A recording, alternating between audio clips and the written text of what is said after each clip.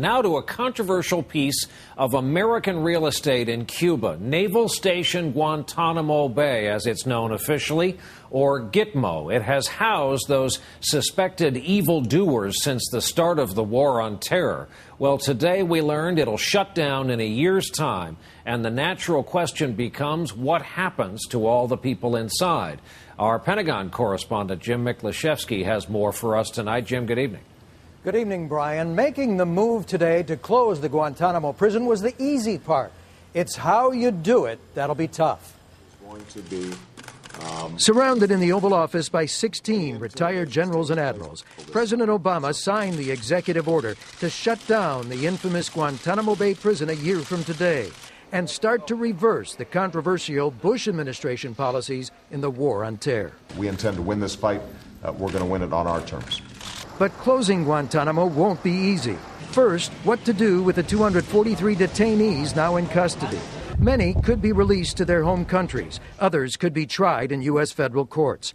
But there's also a small group of hardcore accused terrorists, less than 20, who may be held indefinitely without ever facing trial because in some cases the evidence remains top secret. That we cannot transfer to other countries who could pose a serious danger to the United States, but we cannot try because of various problems related to evidence. Then, where do you put them? The top options are military prisons at Camp Pendleton, California, Fort Leavenworth, Kansas, and Charleston, South Carolina. But critics in Congress warn, not in my backyard. I don't know of any city or town around this country that would be thrilled to have Khalid Sheikh Mohammed or Abu Zubaydah living down the street. In another departure from Bush administration policies, President Obama signed a second order banning aggressive interrogation techniques such as waterboarding, which many consider torture. Obama's pick for National Intelligence Director, retired Admiral Dennis Blair, today ruled out such techniques. I would say that there will be no waterboarding on my watch. There will be no torture on my watch. And what about Obama's pledge to pull all U.S. combat troops out of Iraq in 16 months?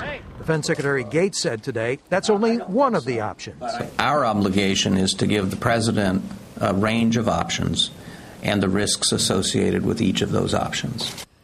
And on all of these issues, Obama is leaving himself plenty wiggle room.